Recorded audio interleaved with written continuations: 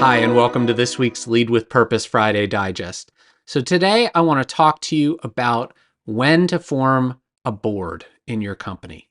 So this is a question we often get asked. So let me back up a little bit. First and foremost, one of my mentors told me that to be a business owner, to run your own business, you got to be a little bit crazy. And that is true. I have seen that time and time again.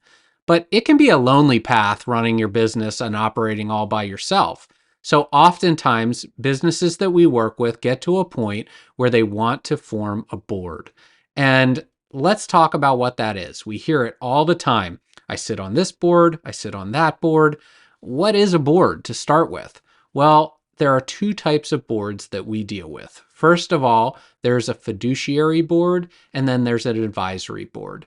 So when you are in a fiduciary board, you have responsibilities to operate and help that business operate in the best interest of the company and in the best interest of the shareholders. So you are obligated to do that. There are reporting requirements, there are rules and responsibilities you have to follow, and you go from there.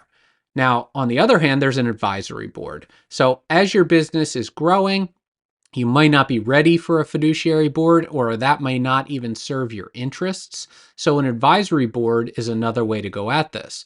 This is simply a group of individuals who are going to help management of the company make better decisions and get better results.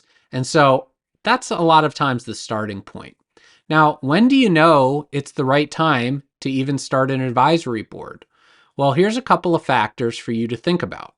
So let's think about your business's financials.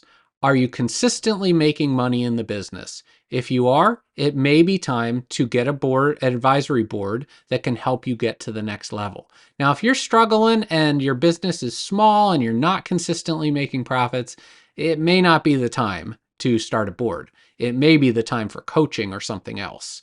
Now, the other part of the equation there is the complexity of your business. If your business is very simple, straightforward, and easy to manage, you're not going to get a lot of value out of having a board. So as your business grows, though, the complexity usually ratchets up. You get more people, you get more systems, you get more decisions that you have to make, and this is where a board can really benefit you. So we all have blind spots as leaders, and it's really critical to have people that are unbiased, that have your best interest at heart, to call you out and bring some of those blind spots into the light. And so it may be time for you to consider looking at a board. And if that's the case, we're here to help you. We help companies all the time form boards to get in front of things and make better decisions and get better results. So, as always, I encourage you to think about what your structure looks like. Take a look at everything we have below. We always look for things that help you become a better and more purposeful leader. Thanks.